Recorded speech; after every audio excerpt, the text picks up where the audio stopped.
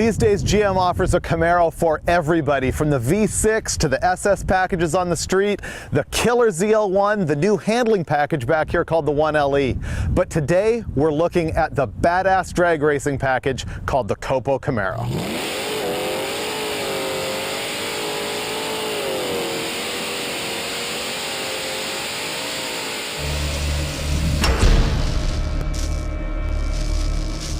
Now, kind of the bummer is we're not going to get a chance to drive the car down the track because GM hasn't even released how quick it is yet. In fact, they won't even tell us exactly the horsepower that these things make or even how much they weigh. But what we are going to do is talk to some of the guys who are the insiders who built these cars. We're going to show you where they assemble them and take you inside a dyno room within GM.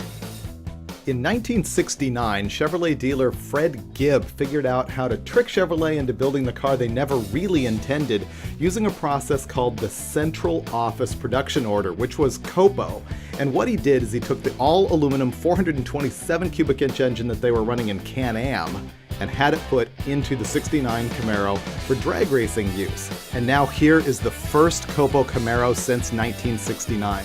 A pure drag racing car built by the factory to go heads up in NHRA stock eliminator and super stock drag racing against the other factory drag packages. This thing is pure race car. As a matter of fact, the factory eliminated the independent rear suspension and went with a solid axle. That's a strange 9-inch hanging on a 4-link. Back in 1969, the COPO Camaro was actually a production vehicle. You could license it and put a plate on it and drive it on the street. The 2012 COPO is really a all-out race car. It doesn't have a VIN number, it has a serial number. You can't title it or register it. It is literally the first race car that Chevrolet has brought to the drag strip for consumers to purchase. We're now moving forward with production for this car, and we're going to build a total of 69 cars in 2012. COPO Camaro will be available with 3 different engine options for a variety of stock eliminator drag racing. First engine is a 427 naturally aspirated motor. The second is a 327 based on the LSX block with a 2.9 liter supercharger. And the third engine is a 327 LSX engine with a 4 liter supercharger.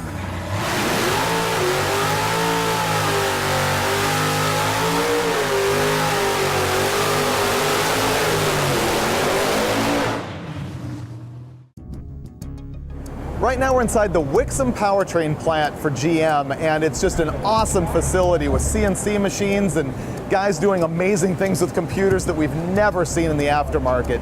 They build all the Corvette GTP racing engines here, and also all of the COPO race engines will be assembled here. But the thing that's really cool is the COPO car itself was really born right here on jack stands, built by the hot rodders who work here at Wixom. They did a lot of this after hours and pushed the whole concept uphill at GM and made it happen right there. And I think that's really cool.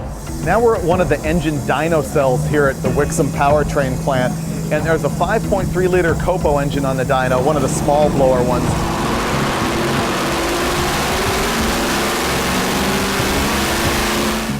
It's just amazing data collection here. Check out the infrared screen up there so they can see the heat map of the engine while it's running. That's badass. Yeah.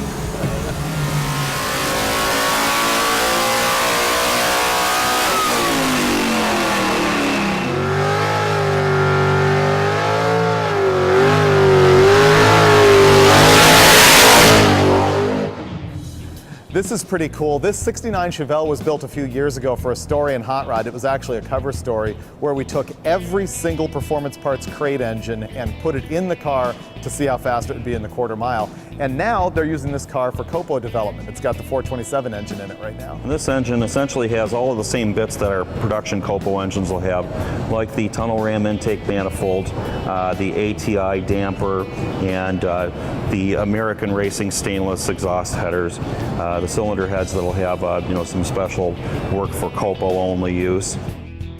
Now we're next door at GM's Performance Build Center, and the thing that's really neat here is we found out that each engine is assembled by one worker start to finish. And normally these guys are building Corvette engines for the ZL1, Z06, and Grand Sport, but now they have an even more radical project. kind of transitioning now to a little bit higher performance levels with the new COPO Camaro introduction, where we'll be hand assembling the COPO Camaro long block engines. There's also the opportunity with these engines to hand assemble them yourself with a customer build experience. It's mic proof. Even I can't screw that up. This thing tightens all the cylinder head bolts at the same time and even torques them to spec. It speeds things up and creates a better clamping force. I don't even want to go home and build engines anymore. It takes way too long. We need one of those. After all the handwork is done, we checked out some really awesome machinery that test runs every single engine they build, and then they move it on to this balance cart where they run the engine and it shakes on this table, and they're able to dynamically balance the thing right there before it goes out and gets stabbed into a car. So that was our visit with the new COPO Camaro. They're going to be delivering those cars in late June, and you'll see them on the drag strip this summer. While we were in town, Chevy also let us drive some of the new and wicked Camaros that they've got for the street. The one that you probably have heard of is the ZL1. And what's interesting is ZL1 was the name for that all-aluminum 427 back in 1969, but this new car doesn't have an all-aluminum 427. As a matter of fact, it's a 6.2 liter, it's supercharged, it makes 580 horsepower. Chevy's big deal with the ZL1 is actually handling. They've been bragging about Nürburgring performance, but we wanted to run it on the drag strip. The weather didn't let us really thrash on it, but we did learn about this bitchin' feature, which is a factory drag racing launch program. You set the thing up and all you have to do is floor the gas, bring it up on the rev limiter and dump the clutch, and the traction control takes over with an optimal launch that is designed for the drag strip by GM at the factory. So cool.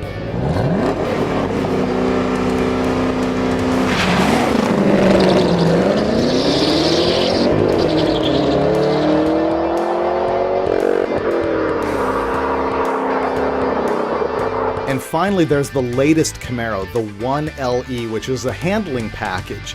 Basically, they took all of the great suspension components off of the ZL1, not including the magnetic ride shocks, and applied it to a regular Camaro SS. They also made this trick blacked out hood just so that you would know it's a 1LE. And here's a friend of Hot Rod Magazine, Al Oppenheiser, who's the engineer in charge of the whole Camaro program. And he knows how to do a burnout.